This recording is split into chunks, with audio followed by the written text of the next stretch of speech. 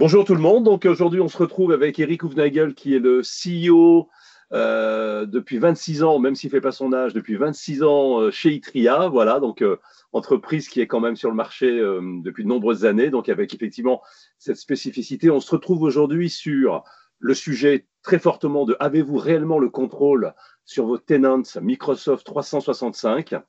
Alors, on va faire dérouler différents éléments, mais je vais laisser peut-être Eric vous présenter de manière très structurée un petit peu comment on peut éviter tous ces pièges. Eric, bienvenue et je te laisse la parole. Bienvenue à tous. Donc en fait l'objectif ici est de vous présenter de parler de la difficulté que représente Microsoft 365 pour son administration par rapport au challenge qu'on rencontre en tant qu'administrateur et vous présenter un peu une solution, quelque chose qui une solution qui va pouvoir vous aider à passer à travers ça. Euh, donc euh, euh, Si on reprend rapidement, c'est quoi les gros problèmes qu'on rencontre en tant qu'administrateur Microsoft 365 aujourd'hui? Le premier problème, évidemment, c'est les portails. Il y en a beaucoup aujourd'hui. Ça change en permanence, hein. Il y a des choses qui bougent d'endroit, il y a des informations qui se trouvent au même endroit. Donc il y a toute une certaine limitation à ce qu'on peut faire grâce au portail d'administration. Il y a des choses. Et puis l'information va être exploser un peu dans différents endroits. Donc, et pas toujours, comme j'ai dit tout à l'heure, c'est pas toujours statique cet endroit, donc ça bouge.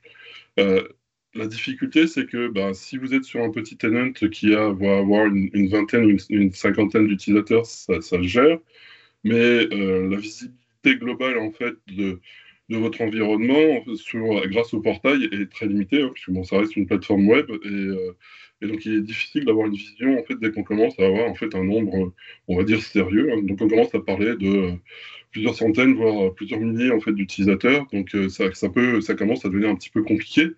Euh, Faire des actions récurrentes avec le portail, c'est pratiquement impossible. Les multi-sélections qui permettent de faire des modifications groupées sur plusieurs informations sont pratiquement impossibles à faire. Et ça crée cette dépendance au PowerShell. Il y a beaucoup de choses très rapidement. Quand vous voulez faire un rapport, quand vous voulez faire une modification, quand vous voulez faire analyser une situation, récupérer une information, vous vous retrouvez à devoir coder du PowerShell. Donc ça nécessite d'avoir quelqu'un qui connaisse PowerShell ou alors se retrouver à faire confiance à ChatGPT qui va peut-être vous générer le PowerShell qu'il faut avec les risques que ça peut impliquer puis vous récupérez des scripts à droite et à gauche sans vraiment obligatoirement être sûr de ce que le script va faire. Et puis il y a certaines choses qui peuvent devenir très très compliquées avec des PowerShell. Donc quand on quand on se bat avec tout ça, qu'est-ce qui peut arriver? La première chose qui peut arriver, c'est les licences. Ça, c'est certain, c'est quelque chose qu'on entend beaucoup de nos clients, que c'est difficile quand on commence à avoir un environnement sérieux, ça devient un peu difficile de se rendre compte de est-ce que les licences, où sont assignées les licences, est-ce que les gens qui ont des licences les utilisent vraiment, qui utilise les licences, est-ce que j'en ai qui pourraient être récupérés, est-ce que je suis en train de payer pour rien? Donc c'est la grande question. Après, on va avoir au niveau des teams, selon les entreprises, selon les gouvernances que vous avez mis en place, le Teams peut devenir un chaos assez extraordinaire où beaucoup de choses se font créer dans tous les sens et puis à partir de là, c'est une perte de contrôle. Et c'est difficile à partir de reprendre, de récupérer cette vision de ce qui se passe réellement. Le portail Teams est sympathique, mais il est quand même très, très haut niveau, on peut dire, par rapport à ça. Quand on commence à avoir des actions comme le onboarding, le offboarding, un onboarding, offboarding peut être assez compliqué, puisque c'est pas juste je crée un utilisateur, c'est je crée un utilisateur, je dois lui assigner des licences, je dois m'assurer qu'il est dans les bons groupes. Si en plus je suis dans un environnement hybride, il faut que je crée mon utilisateur sur mon AD local, puis après que j'aille le mettre à jour, que je renseigne les licences, que je définisse les situations de mailbox, etc. C'est des choses qui peuvent passer du temps. On a des clients, ils nous expliquaient que ça pouvait leur prendre 2 heures pour aller créer un nouvel utilisateur dans leur environnement. Partage des données non maîtrisées, ça c'est la beauté quelque part de Microsoft. Tout peut être partagé. Vous avez un OneDrive, vous avez des Teams, des documents. et ça partage à tout vent. Vous pouvez mettre évidemment des policies qui vont en fait réduire ces choses-là, mais vous n'êtes jamais à l'abri en fait que des partages soient faits pas obligatoirement comme vous voulez. Aujourd'hui, en plus, avec Copilot, où Copilot se base sur votre environnement pour en fait répondre à vos questions, avoir une vision en fait de ce qui se passe en fait et de effectivement, est-ce que en fait Copilot va commencer à utiliser des backups que vous aviez quelque part pour donner des réponses obsolètes, ce genre de choses. Tout ça peut avoir des impacts en fait sur la vie en fait de l'entreprise. Et puis ensuite, bah, après, c'est avoir cette visibilité sur les droits d'utilisateur. Quand je parle des droits d'utilisateur, c'est quels sont les accès, les délégations qui vont avoir, les délégations qui vont avoir sur les différents comptes, quels groupes. On utilise énormément les groupes en fait pour pouvoir définir les sécurités. Donc pareil ici c'est l'autre cas donc et après j'ai mis trois petits points parce que en fait les problèmes ça sort à tout va et c'est pas toujours évident en fait de passer on se retrouve en fait à passer beaucoup de temps à gérer à essayer de gérer nos affaires en fait. Donc évidemment le résultat bah, il y a plus de coûts on perd du temps on crée des risques de sécurité bref ça peut être parfois être un petit peu inquiétant. Alors, donc, nous, ce qu'on propose chez ITRIA, donc, on a créé Sapio 35. Donc, Sapio 35, c'est un outil qui va, en fait, vous redonner un contrôle, en fait, sur votre environnement et il va vous redonner la capacité de pouvoir, en fait, accéder et faire les choses que vous avez besoin. Moi, je vous propose de vous montrer un peu ce que Sapio 35 peut faire. Donc, je vais basculer sur mon produit. Donc, voilà. Donc, voilà, Sapio 35, je vous présente Sapio 35. Donc, Sapio 35, voyez-le un peu comme un il y en a qui l'appellent un peu comme un explorateur Microsoft 325 en fait sous stéroïde, puisqu'un explorateur ça vous permet de voir, mais lui en plus il vous permet d'agir. Donc le premier point, bah, quand j'arrive ici, c'est que bah, déjà j'ai une vision en fait globale de ma situation sur mon tenant, donc grâce à ce tableau de bord, donc qui va me permettre d'avoir en fait une vision. Donc là, qu'est-ce que je peux faire à partir de là? Donc qu'est-ce que je voudrais faire? Bah, déjà, je voudrais avoir une vision de mes utilisateurs. Donc ce que je vais faire, c'est que je vais cliquer ici. Et je vais aller en fait avoir l'ensemble de mes utilisateurs. Donc là, on se retrouve dans une présentation. Hein, donc c'est la présentation qui en fait va être partout dans Sapio 25, dans une présentation en fait sous format d'une grille. Qui en fait quelque part est limitée en taille, dans le sens, bah, pour vous donner un exemple, on a un client, par exemple, qui a 350 000 utilisateurs, donc qui est capable de manipuler ces 350 000 utilisateurs dans cette grille. Et l'idée de cette grille, c'est qu'on va vous afficher ici euh, les informations que vous voulez, que vous avez besoin. Donc c'est ici, donc là, je me retrouve dans une situation où, par exemple, donc j'ai mes utilisateurs et j'en ai 350 dans mon tenant. Et j'ai une première vision en fait de mes informations. Et puis, bah, par exemple, je voudrais voir une vision par département. Donc voilà, je vais ranger ici par département. Donc là, j'ai ma vision par département immédiate. Et par rapport à ça, ici, je vois que dans le département en fait des ventes, j'ai des gens qui ont des statuts de signature différents. Donc là, ce que je vais faire, c'est que je vais aller appliquer un filtre là-dessus. Voilà, donc je veux dire, ok, je suis pas intéressé par ceux qui sont bloqués, je voudrais juste voir ceux qui sont live, et puis je voudrais voir en fait la situation par rapport à ça, par rapport aux licences qu'ils ont. Donc voilà. Donc vous voyez, en quelques clics, en fait, je me suis baladé dans mon environnement, puis j'ai commencé à organiser en fait ma donnée. Et donc pour voir un peu, en fait, pour commencer à naviguer dans mon environnement et pouvoir voir en fait un peu avoir une situation de qu'est-ce qui se passe, ok, donc qu'est-ce que j'ai pour de vrai, quels sont les coûts, hein, vous voyez, il y a un coût ici qui est apparu. Donc quels sont les coûts par rapport en fait à mon environnement. Là, vous allez me dire, ok, c'est bien joli, mais c'est tout, ça ne me présente que ces informations. Alors c'est ça qui est intéressant, c'est que cette grille ici, en fait, se nourrit de l'ensemble des données que vous allez avoir dans votre tenant. Et donc en fait, si je vais par exemple, je vais cliquer en fait ici,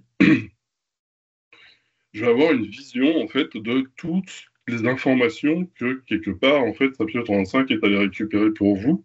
Donc vous voyez que je vais avoir en fait énormément d'informations et en fait je peux choisir à l'intérieur qu'est-ce que je veux voir. Donc si je veux aller par exemple aller chercher si ça serait disons le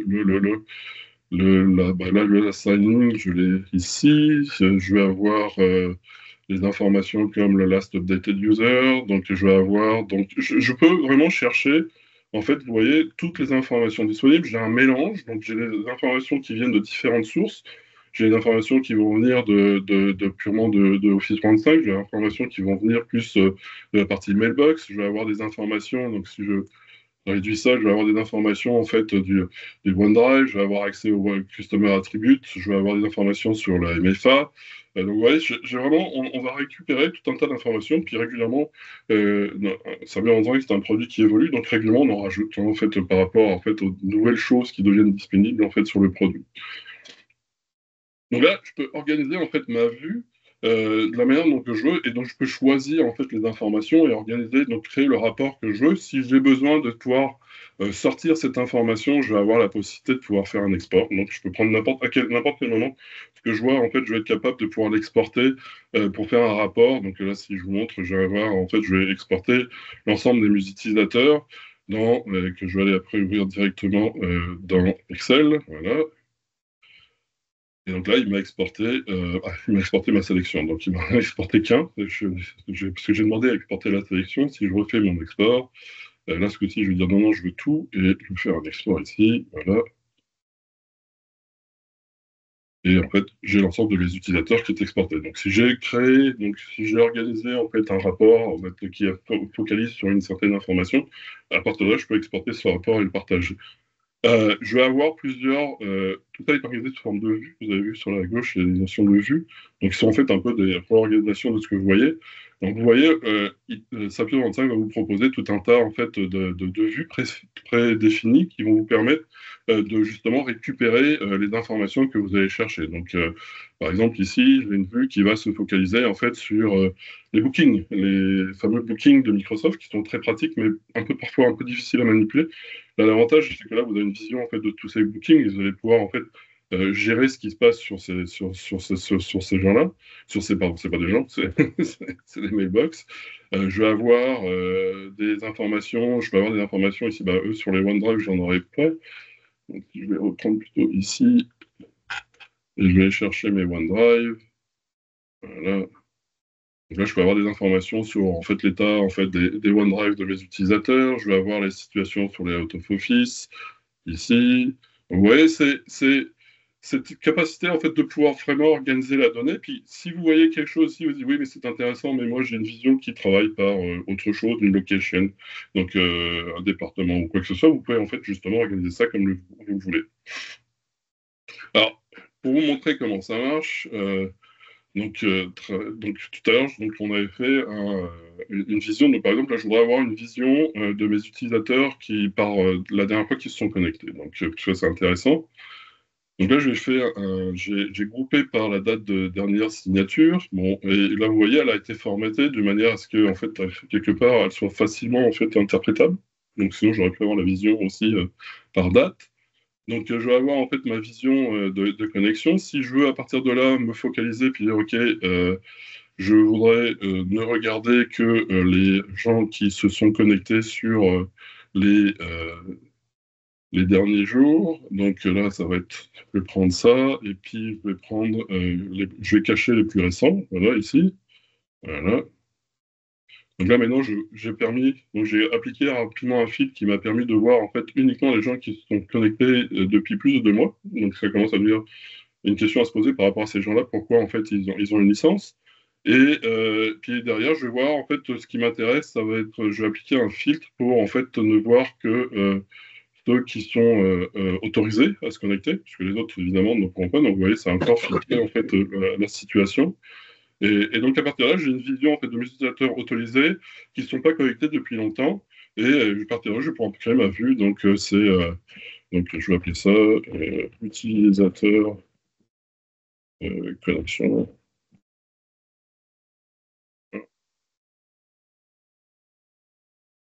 Et donc là, j'ai créé une nouvelle vue qui en fait devient disponible. Donc cette vue, à chaque fois, je peux directement aller directement récupérer en fait ma vue sans avoir à reconstruire en fait cette vision à tout moment. Donc ça me permet donc de manière plus efficace en fait à pouvoir récupérer cette information que j'ai besoin régulièrement. Vu que j'ai créé une vue, une chose qu'il faut savoir, c'est tout ce qui est fait en fait dans Sapio 35 peut en fait être automatisé. Donc on a un système qu'on appelle les jobs. Et c'est intéressant parce que ça vous permet de faire une certaine chose, c'est notamment vous allez pouvoir en fait utiliser ce qu'on appelle le Quick Grid View, c'est que ça vous donne un accès direct en fait. Donc plutôt que d'aller ouvrir mes utilisateurs, aller récupérer ma vue, etc. Là, ce que je peux faire, c'est que je peux en fait aller voir directement, vous voyez, j'ai la vue que je viens de me créer. Et donc, je peux en fait directement aller à mon information et je peux en fait même derrière donc le programmer, donc et qui va me permettre par exemple de m'envoyer un rapport. Donc si par exemple je dis que je fais une programmation ici toutes les semaines ou quoi que ce soit, je définis en fait avec quelle session je vais travailler. Et ah oui, pardon, je voulais montrer autre chose aussi. Et ce qui est intéressant, c'est que je vais aussi pouvoir définir en fait qu'est-ce qui se passe. Donc par exemple ça ne m'intéresse. Donc, si j'ai défini en fait une vue qui focalise sur un besoin, sur un problème particulier, donc par exemple, je veux chercher des utilisateurs qui ont une licence, qui n'ont pas en fait été utilisés, etc. Puis je veux savoir en fait qu'est-ce qui se passe par rapport à ça régulièrement. Ben, en fait, vous pouvez définir en fait si la tâche programmée va vous envoyer un rapport ou pas. Donc si par exemple bah, il n'a rien trouvé, il fait bah, c'est correct, donc j'envoie rien du tout. Ou si au contraire il a trouvé quelque chose, donc à partir de là il va vous envoyer donc un rapport. Plusieurs approches pour ce rapport. Soit en fait un rapport, ça peut être quelque chose de plus statique comme je vous ai montré un export Excel, ou ça peut être quelque chose de plus dynamique où ça vous exporte en fait un genre de snapshot de la situation que vous pouvez retravailler dessus dans Snapshot 35. Je vais vous montrer ça après. Donc si je reviens sur mes utilisateurs, voilà. Alors là, j'ai ma vue. Bon, je vais réappliquer ma vue générale pour voir en fait tous mes utilisateurs que j'ai dans mon environnement. Donc là, on a vu cette partie en fait de, ok, déjà, c'est cette vision. Donc là, je suis capable de créer n'importe quelle vision sur mon environnement.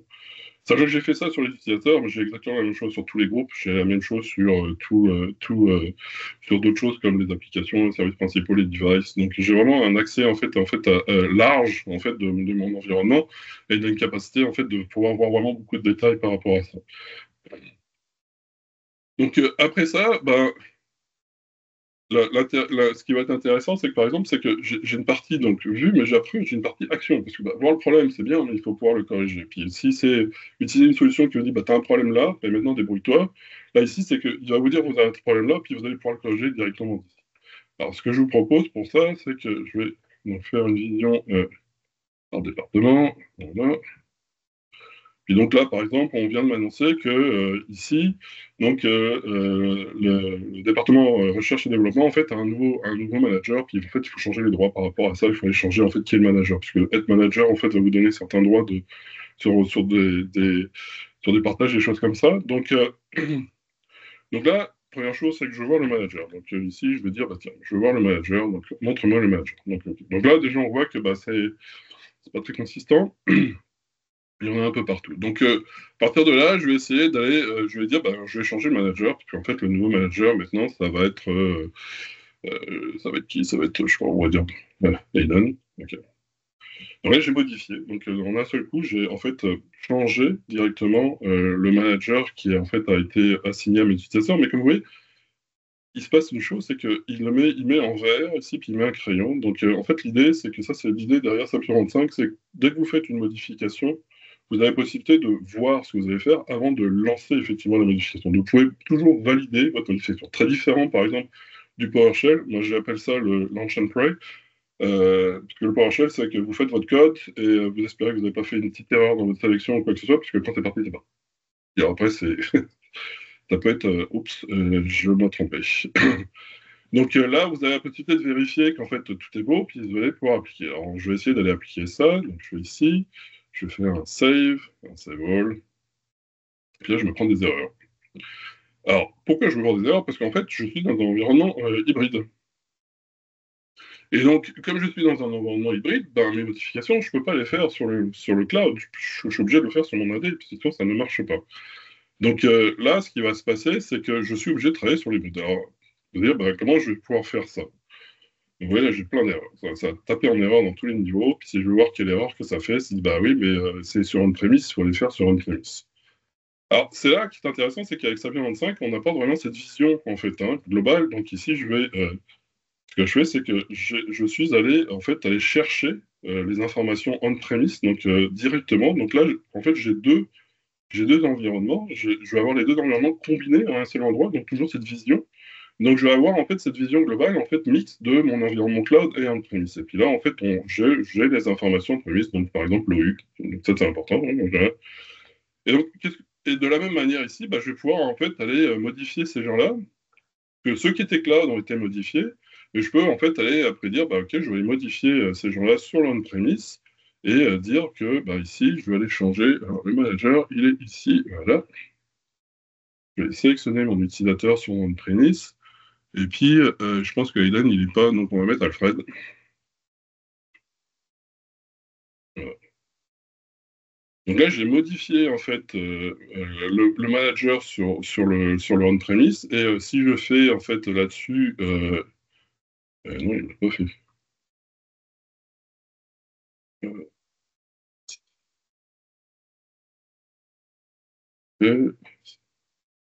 Si, il l'a fait. Ok. Voilà. Et en ayant modifié en fait mon utilisateur de on-premise, je vais avoir la possibilité en fait après de aller l'appliquer et de la même manière, il va l'appliquer en fait côté on-premise et après il va en fait rafraîchir la donnée. À tout moment, vous avez la possibilité ici de forcer en fait une synchronisation. Justement, vous avez fait une modif on-prem et que vous voulez remonter en fait sur votre cloud. Donc vous avez la possibilité en fait de pousser la modification sur votre cloud. Donc vous avez vraiment cette capacité de travailler sur les deux côtés. Si on regarde après derrière le, d'autres informations, par exemple comme si on, là, parce que là, je regardais les managers, mais si par exemple je regarde en fait par exemple si j'ai trois utilisateurs ici qui sont en fait dans un département mais qui n'est pas identique. Donc, en fait, à tout moment, je peux pouvoir en fait aller récupérer. Donc, ça, c'est toutes les informations que j'ai récupérées et que je peux aller modifier sur un utilisateur. Donc, par exemple, ici, je voudrais changer le département, puis appeler ça 3MKG. Ici, voilà, je fais un applique. Donc là, je viens de modifier. Donc, il m'a modifié live, en fait, dans laquelle, vous voyez, l'agroupement a changé et je vais, en fait, l'appliquer directement ici. Voilà. Donc là, j'ai modifié ma donnée. Donc ça, c'est cette partie-là sur tout ce qui est... Donc on est sur un premier niveau. Mais en fait, quelque part, Office 365, c'est plus que ça, puisque Office 365, c'est des utilisateurs avec leurs attributs, mais c'est aussi derrière, en fait, la possibilité de... Donc ils sont membres de groupe, ils ont des licences, ils ont des OneDrive, etc. Donc qu'est-ce que je peux faire? Alors vous voyez, cette partie ici, ça va vous permettre, en fait, de naviguer, ce que j'appelle la navigation un peu dans les données. Donc c'est là où ça devient intéressant, puisque vous allez pouvoir, en fait, descendre dans la donnée disponible, en fait, de votre tenant. Donc, par exemple, bah, ici, si je veux aller voir en fait les membres, les groupes membership, donc je vais aller voir en fait les groupes auxquels ils font partie. Donc, j'ai ces trois utilisateurs que j'ai sélectionnés. Et là, j'ai une vision en fait directe et claire de l'ensemble des groupes auxquels ils font partie. Puis, à partir de là, je peux même en fait dire, bah non, je veux avoir une vision un peu différente, je veux avoir une vision par groupe de ces utilisateurs pour comprendre un peu ce qui se passe et pouvoir voir que, ok, ils font tous les trois parties de ce projet-là. Mais là, je vois qu'en fait, Adèle fait partie du projet ABC, mais les autres ne le font pas. Je dois aller modifier ça. Bah, c'est simple. Si je prends mes utilisateurs ici, puis je dis, bah, je vais ajouter sur, donc on a dit ABC. Voilà, je sélectionne ça. Je fais OK. Voilà.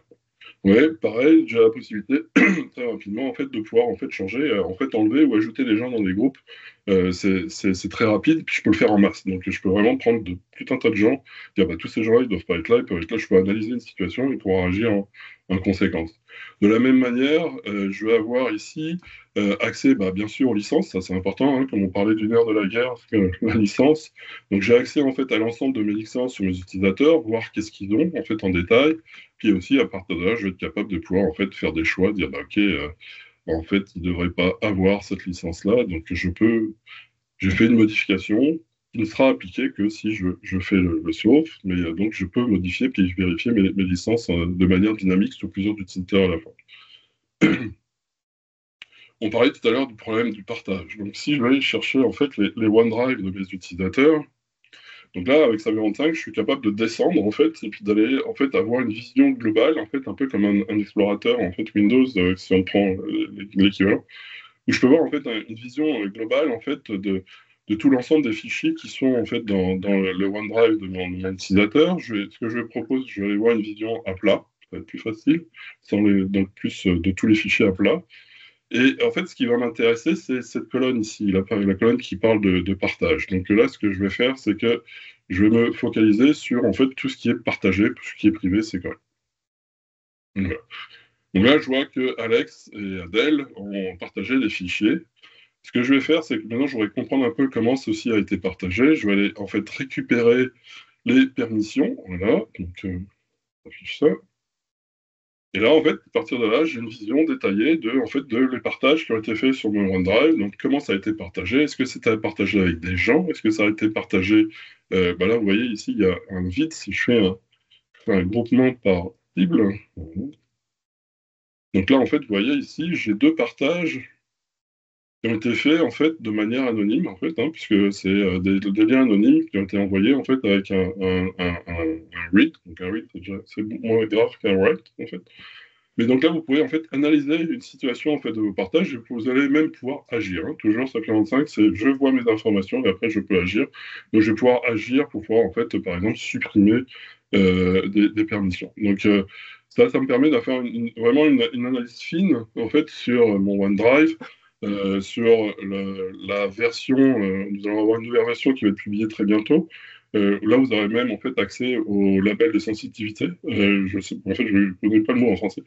Euh, Sensitivity Label. Donc, c'est le label qui vous permet de taguer en fait vos différents documents pour pouvoir en fait définir après les règles de comment qui peut accéder les choses. Et puis surtout, c'est très important pour Copilot, pour permettre à Copilot de comprendre en fait sur quoi il doit travailler quand en fait il doit répondre en fait à une question à quelqu'un.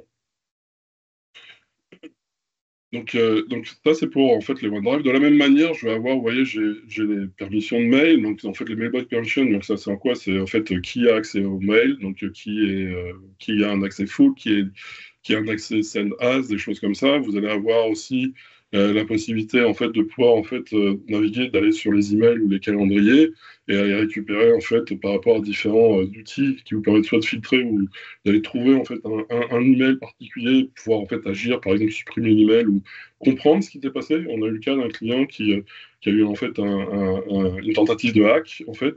Et grâce à Damontin, ils ont été capables de tracer exactement en fait comment la personne est rentrée, qu'est-ce qui s'est passé derrière, qu'est-ce qu'a fait en fait le hacker quand il a eu accès en fait au token de session et de pouvoir voir en fait qu'est-ce qu'il a fait, est-ce qu'il a envoyé des emails et tout ça. Donc grâce à l'outil, ils ont été capables de trouver en fait très rapidement en fait les rules, parce que le hacker a mis des règles en fait sur la messagerie pour cacher des choses. Puis ils ont pu trouver en fait des emails qui avaient été supprimés, qui avaient été envoyés en masse. Donc en fait, ça leur a permis de comprendre en fait ce qu'avait fait le hacker. Faire la même chose sans cet outil-là peut vous prendre une journée complète, alors que là, en fait, en quelques minutes, ils ont été capables de voir l'information. Donc là, globalement, on a eu cette vision globale. Donc j'ai beaucoup parlé des utilisateurs. Comme vous avez pu le voir auparavant, ben c'est pas que des utilisateurs, c'est aussi en fait les groupes. Donc si je vais voir en fait ici l'ensemble des groupes, je vais avoir l'ensemble de mes groupes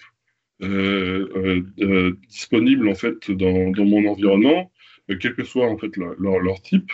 Et sur ces groupes-là, bah, je vais être capable d'avoir un peu les mêmes actions que j'avais donc les mêmes capacités au niveau d'information. Donc si je vais voir ici, je vais avoir en fait je vais avoir beaucoup d'informations disponibles et derrière, je vais avoir la possibilité de pouvoir très facilement, en fait, par exemple, si je vais ici, avoir cette vision, en fait, donc, ok, qui est membre du groupe, qui est propriétaire, qui n'est pas propriétaire, qu'est-ce que je peux faire par rapport à ça? Par exemple, ici, bah, lui, je dis, ah, bah, Adrienne devrait être le owner. J'ai besoin, en fait, d'ajouter des membres, en fait, à ce groupe qui devrait être partout, bah, je fais ça. Et j'ai juste ajouté des nouveaux membres, en fait, dans le groupe. Donc, vous voyez, c'est très rapide, en fait, de pouvoir manipuler, vérifier et gérer, en fait, l'ensemble de mes groupes. Et ça, quel qu'il soit. Et de la même manière qu'on l'a vu dans les utilisateurs, j'ai la possibilité d'avoir cette vision, en fait, vision hybride, donc où là, je vais avoir en fait à la fois mes groupes, donc ici, vous voyez, même, comme j'avais la même chose chez les utilisateurs, j'ai la capacité de voir en fait très rapidement en fait quels sont mes groupes qui sont en fait synchronisés avec mon hybride, quels sont mes groupes qui sont purement on-premise et quels sont mes groupes qui sont purement cloud. Donc à partir de là, je peux pouvoir manipuler en fait les deux côtés en fait quelque part les deux faces en fait de l'environnement. Donc là, donc pour les groupes. Alors Comme je disais tout à l'heure, il y a beaucoup de choses qui peuvent être automatisées. Nous créons régulièrement des jobs en fait, pour vous permettre de faire des actions. Vous allez avoir des jobs que j'appelle un peu contextuels, qui permettent de faire des actions précises par rapport à un environnement, à ce que vous regardez. Donc là, vous voyez, par exemple, au niveau des groupes, vous allez tout avoir, tout un tas de jobs qui vous permettent de faire des actions. Toutes les actions, vous pourriez les faire en fait à la main. Mais ici, on vous propose en fait de pouvoir les faire plus ensemble. Je vais vous montrer un résultat de job. Donc ça, c'était cette partie que je vous ai dit tout à l'heure, où vous pouvez faire un genre de snapshot de votre environnement. Donc là, on a créé en fait un nouveau job. Et je vais aller vous ouvrir. Le- Donc là, par exemple, on a créé un job qui vous permet de faire une analyse en fait de situation par rapport à vos licences. Donc ça, c'est un job qui va récupérer des informations sur les, les, les, les, les, les- les usage reports, en fait, hein, parce qu'il y a tout un tas de usage reports fournis par Microsoft qui permet d'avoir en fait des rapports un petit peu bruts sur en fait les activités qui ont lieu dans votre environnement. Donc là, en fait, il va combiner, je suis dans les utilisateurs, mais en fait, il est allé chercher et combiner un ensemble d'informations par rapport en fait aux utilisateurs, puis il me sort un rapport final. Donc il a combiné l'information, puis après il a créé en fait le détail où ça me donne une image globale de en fait globalement qu'est-ce qui se passe dans mon tenant en fait par rapport aux gens. Donc ici, je ne vois que les gens qui ont eu une non-activité quelque part dans les plus de 30 jours.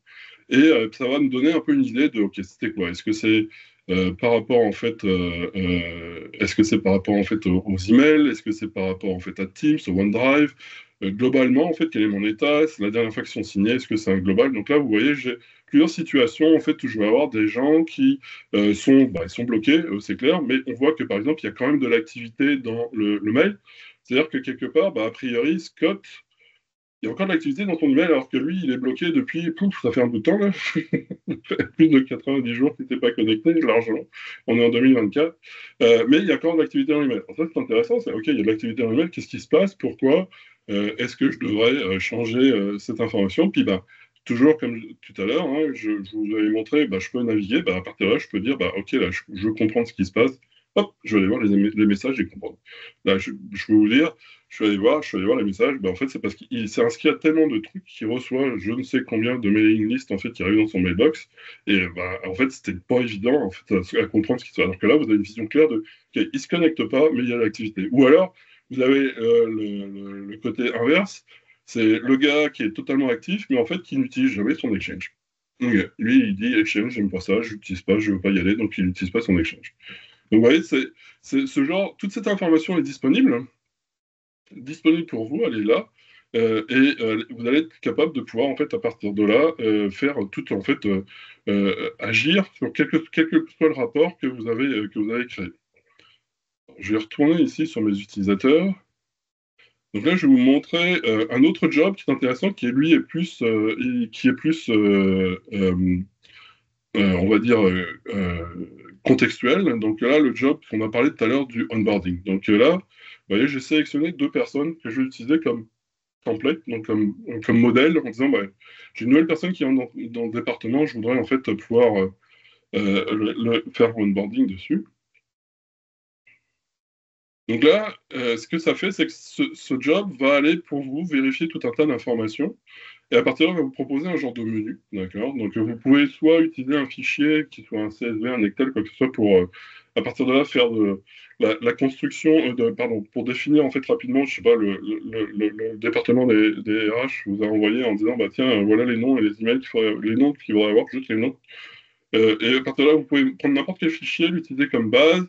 Vous allez pouvoir en fait définir est-ce que, en fait, ici je suis hybride, donc je peux définir est-ce que je veux les faire en fait on-premise ou pas d'abord. Je vais pouvoir en fait pouvoir spécialiser, dire bah oui, moi je veux récupérer certains settings en fait de mon utilisateur. Puis c'est ça, c'est là où ça devient plus intéressant, c'est que et je veux faire quoi avec ça? Voilà, par exemple, c'est donc je vais dire tant qu'on y est, tu vas créer l'utilisateur, tu vas là y signer les licences, tu vas lui mettre les mêmes, donc ils vont faire partie des mêmes groupes. S'il y en a qui sont des honneurs, je veux qu'en fait ils soient honneurs aussi.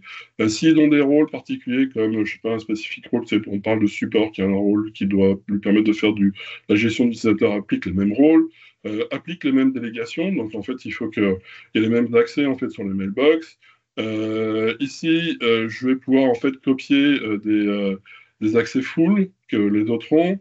Ça, c'est pour donc forcer le legacy MFA. Bon, ça, c'est en train de changer, hein, Microsoft a fermé l'ancien MFA. Je vais pouvoir directement, bah, là, il m'a trouvé un manager, mais je pourrais en fait assigner un nouveau manager. Si j'étais en on-prem, je pourrais assigner un RU. Puis, par exemple, ici, j'ai un export, je pourrais dire, bah, j'ai créé une vue qui me permet de récupérer les utilisateurs que j'ai créés avec leur mot de passe. Donc, je dis, bah, je vais utiliser cette vue-là pour avoir l'état des lieux. Donc, si je prends, je pense que si je fais password, voilà, password for l'info. Donc, puis bon, cette information. Donc, si je lance ce job, on va faire ça pour l'instant. Voilà. Donc, si je lance ce job, en fait, ce qu'il va faire, c'est qu'il va aller récupérer l'ensemble des données automatiquement. Donc, je vais le lancer. Allons-y. Donc là, il va se partir, puis il va commencer en fait à faire le travail pour vous. Comme je disais tout à l'heure, un job ne fait tout ce que vous pourriez faire en fait vous-même à la main. Donc il va partir, puis là il est allé partir récupérer les licences pour voir est-ce que j'ai de la licence disponible, puisque peut-être que j'en ai pas eu. S'il y en a plus, bah, il vous le dira, il dira bah, j'ai pas assez de licence pour faire ce que tu m'as demandé. Il va aller récupérer en fait les groupes, les ownerships. Donc vous voyez là il est en train de tout récupérer en fait par rapport à ça, et il vous donne un état des lieux. Donc là ça avance tranquillement. Et une fois qu'il a récupéré tout ça, eh ben, il va construire. Donc là, il dit, bah, ils n'ont pas de rôle. J'ai demandé à assigner des rôles. Il dit, bah oui, mais tu me dis d'assigner des rôles, mais j'en ai pas trouvé. Donc je dis, bah oui, oui, c'est pas grave, ok, on va continuer, il n'en a pas, c'est pas grave. Donc là, il va continuer, et à partir de là, il regarde les permissions. Oui, donc il n'y en a pas, d'accord, pas de problème non plus. J'ai demandé à être trop long. Ok, et puis à partir de là, et là, il se passe quoi? Toujours le problème des démos, hein. Ok, je pense que là, il est coincé quelque part, mais je n'arrive pas à comprendre où.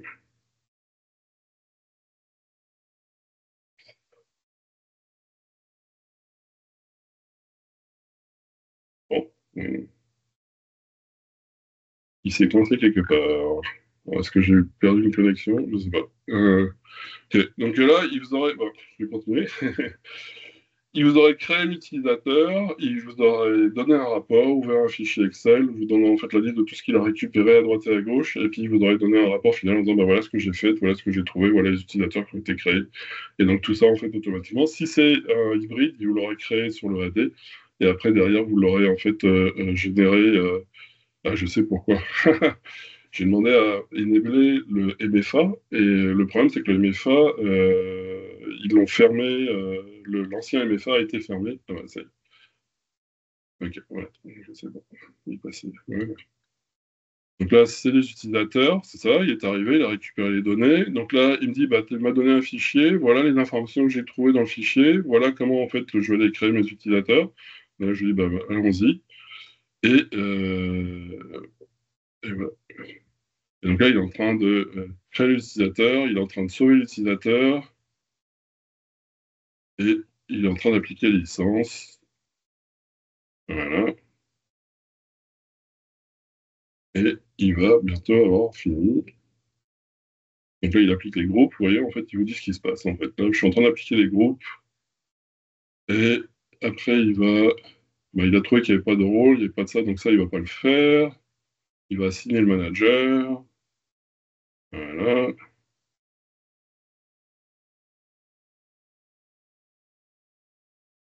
Ouais, alors ça ne va pas marcher, ça. Euh, Ça va pas marcher, ça.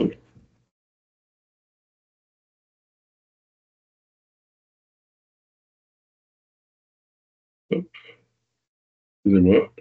C'est la sécurité. Comme vous voyez, ça utilise la sécurité de Microsoft, donc on doit donner les authentifications qu'il faut. Hop, hop.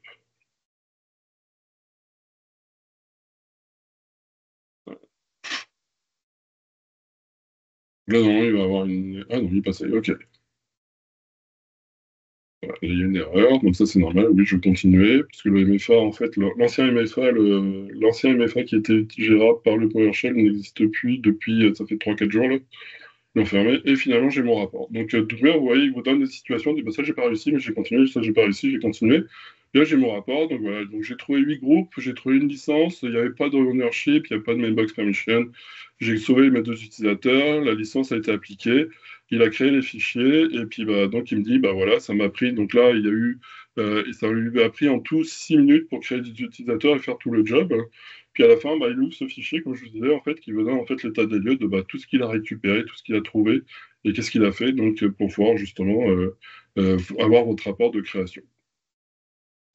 Donc voilà, voilà un peu le- le- l'idée. Donc comme vous voyez, donc si je reviens sur ma présentation, donc en résumé, donc SAP 25, c'est quoi? C'est un outil qui est bon, unique qui va vous permettre de gérer votre environnement Micro 05. Donc explorer, analyser, on l'a vu, hein, on peut explorer, analyser, ajuster, on peut vraiment se balader dans l'information, on peut personnaliser ce qu'on veut voir selon la manière dont on travaille nous, parce que chaque entreprise a un peu son approche, on n'est pas imposé sur en fait une vision de rapport par une solution. Je vais pouvoir en fait gérer des milliers d'utilisateurs, des centaines de milliers, comme je vous disais, hein, on a des clients qui ont des centaines de milliers.